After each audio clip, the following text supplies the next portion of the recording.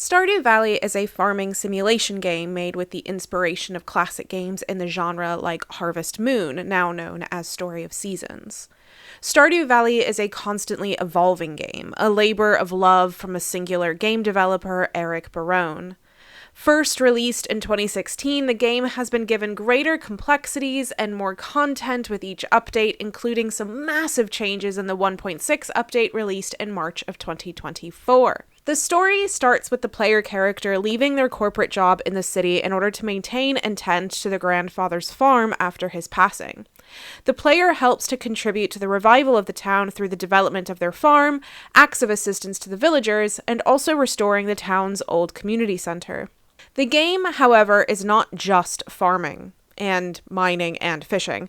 Developing relationships with the townsfolk leads to discovering more about them and the world that the player inhabits. The world building is presented to the player through small pieces, item descriptions, quick bits of information from villagers, and just walking around and seeing the world. Religion, like most aspects of the extended world building in Stardew Valley, is left largely up to player interpretation. We do learn about Yoba, a god figure for the game, who is mentioned several times in dialogue and item descriptions, but what is this religion? And what can an anthropologist of religion, hi, that's me, what can we learn from this religion? So let's chat about Yoba first. Yoba is, by all accounts, the god for the figures in Stardew Valley. A lot of the dialogue uses similar types of language to Western Christianities, but with God or Jesus replacing Yoba. Sometimes Robin may say, "My husband almost set the house on fire last night with his science experiment. One of his beakers exploded and sent a fireball into the rafters. Thank Yoba I used fire-resistant lacquer when I built the place." During Maru's 10 Heart event, Demetrius says, "Sweet Yoba, it talks." Even without other references or views of the different religious elements, we can gather here that Yoba is a godlike figure for the villagers. But there is, of course, more than the offhand comment. There is also visual connections to Yoba, a symbol that looks almost like a Y. The symbol appears on gravestones, on shields, and even a protective ring. This symbol is known as the symbol of Yoba, or sometimes the sign of the vessel. We often see this where Yoba is particularly referenced. There is a religious altar like a little church inside Pierre and Caroline's house, and it has the symbol there too. This symbol is an Anglo-Saxon rune air, and yes, pronounced like air, not like ear. This rune is a relatively later development in the language. The meaning is often ascribed as grave or earth. It can also mean something like the end, depending on which scholar you're talking to, though its reference to the end may be because there is an Anglo-Saxon rune poem where each rune is given attention and description, where air comes last. And, lucky for you, I have a transcript of this in both its original language and its translation in English.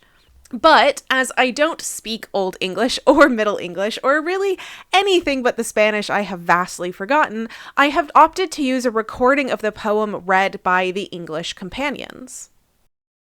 Bydd eirle erle hwylgwm, son a fastliche flash on yenneth raw colian, rosen chairs and black to ye beddan.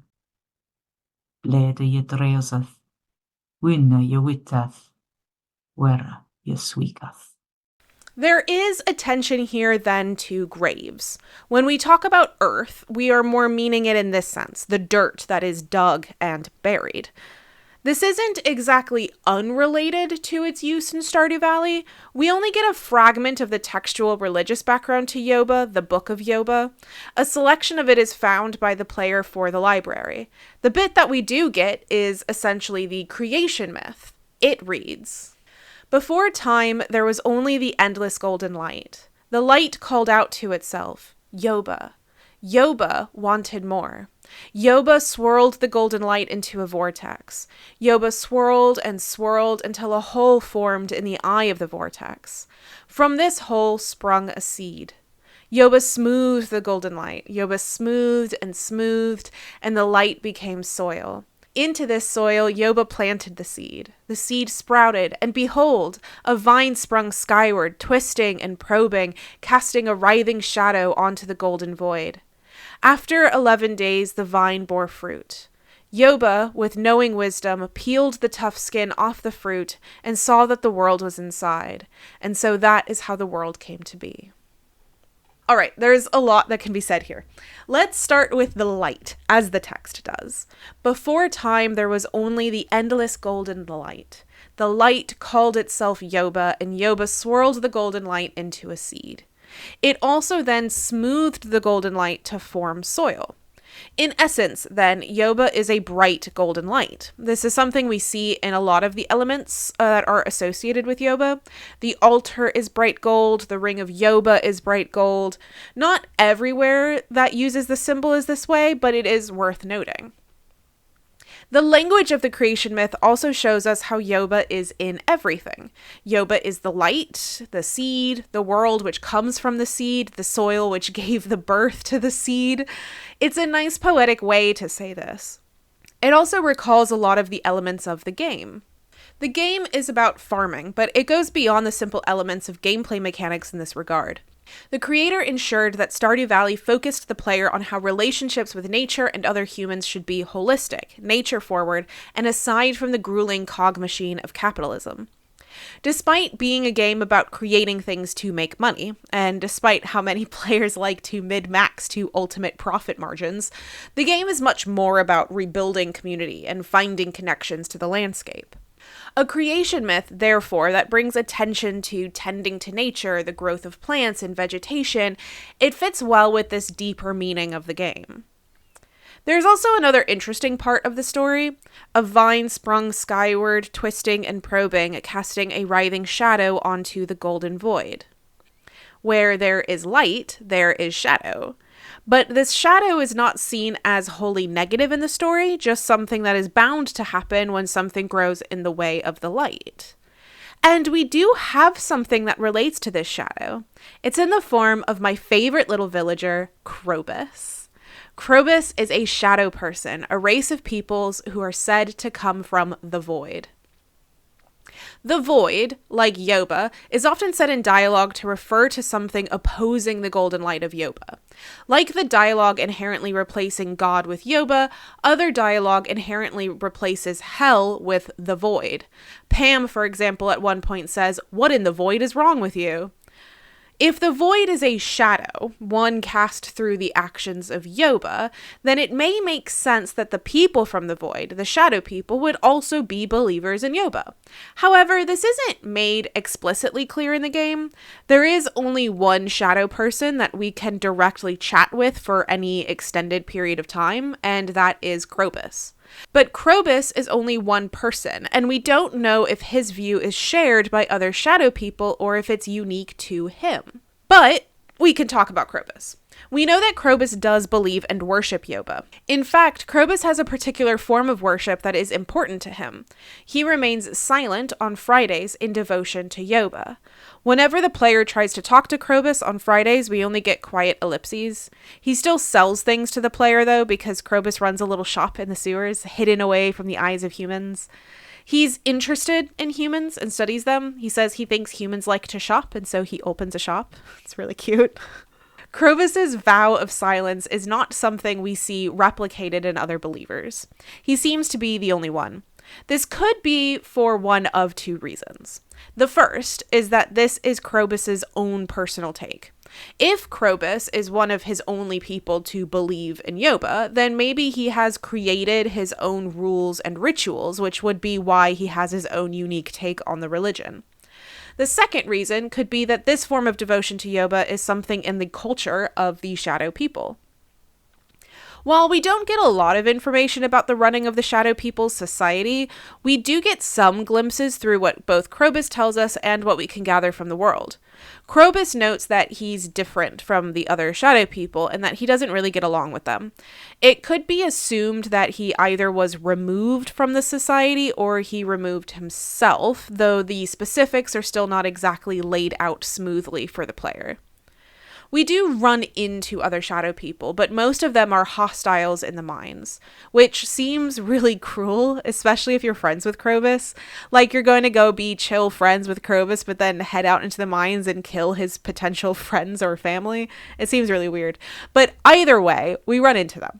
There are two types of shadow enemy: Shadow Brute, which is just a shadow person who attacks you, or Shadow Shaman, who wears a mask and sends magic your way.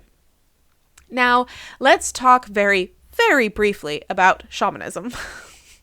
The fact that these people are called shamans does not point to any particular religious background. Shamanism is a very loaded term, especially in the anthropology of religion, with many arguing over both its definition and its application. Siberian shamans were the first to become widely known to Western academics, so their Tungus word for the practice became attached to similar practices regardless of where they originated. In many practices, shamans can fulfill multiple roles, including being a psychopomp, a priest, a healer, a therapist, a spiritual warrior, a spirit controller, a medium, or even a powerful communal leader. While we see the shadow shamans in Stardew Valley as fitting more the spiritual warrior role, this is all we really see of them, in a hostile position against us. We don't really see the shadow community and other roles that they may fulfill for their society. Having a shaman present does not necessarily mean that they either are or are not part of the Yoba tradition. Context of different societies and communities is really important. While we may use the word shaman to apply to many different looking practices, they look different because the context is different. Things are not ever exactly the same across time and geography. These different elements are really important to context in belief. And this would be the same for the shadow people. So let's swap tracks just a bit here. I've been talking a lot about believers in Yoba as somehow something that is inherently not a given, and that's because it's not. In Stardew Valley, not everyone is a believer. Despite having the chapel in their house, Caroline and Pierre are described as not very religious. The chapel was just already there. This is not to say that Caroline and Pierre are outright atheists. They're just not very religious. There is a difference there.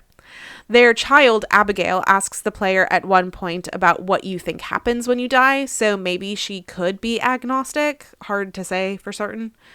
Shane is a confirmed atheist. He says exactly as much in one of his heart events. You get a choice to help him with his suicidal thoughts, and one option is to tell him it's a sin, which is an interesting Christian-centric phrasing. Well, really more Catholic-centric, though maybe that's something to take on for a different time. But if you say that, he responds with, "Ugh, don't you know I'm an atheist?" Other villagers are less confirmed, though may dabble in one way or the other. Emily has a habit of holding up the symbol in specific circumstances, but is our crystal girly. George says he doesn't believe, but still attends Sunday services because, in his words, he's old. The carpenter Robin and her husband Demetrius are unconfirmed, but they both use Yoba's name in dialogue. This could be just a cultural hangover, or it's a sign of where they fit. One of the interesting elements of the religion in terms of discussing this game is how it fits into other aspects of the supernatural world of the game. As players engage more with the world and explore elements, we see a lot of different aspects of spirituality and magic, which are definitely present and considered real for the game world. However, Yoba, as a figure, is never really a part of this. The best example of this is the Junimos. Junimos are little nature spirits, cute little brightly colored figures who are deeply connected to the world around them. When the player first encounters them, they are in the old community center using the rundown building to live in, but they are also providing ways for the player to fix up the center and improve the community of Pelican Town. When we first encounter them, they are using symbols to communicate that the player can't decipher. However, after visiting the wizard, because yes, there is a wizard, he gives you the ability to read these symbols through a potion that connects you to nature. Junimos are considered to be folklore or fable in the world of Stardew Valley. When the player enters the community center with Mayor Lewis, Lewis can't see them. We can assume then that there is some kind of supernatural element present. Despite their relegation to folklore, Junimos are definitely physically present for the player and the world of Stardew Valley. So this folkloric creature is brought as inherently true. And magic is definitely true as well. I mean, it's common knowledge for the villagers that there's a wizard who lives in the forest. He's the one who builds the mazes for the Spirits Eve festival, which is basically Halloween. The player also uses this magic, not just the nature potion, but also various totems that magically transport the player around the world. Basically, some elements that we in the meat world think of as supernatural or spiritual is present as active and simply true. So it wouldn't be a large leap for the same to be said of Yoba. Despite this, we don't really get any definitive answer one way or the other, though the objects that we do get are inscribed with his symbol are effective. They do the thing it says it will.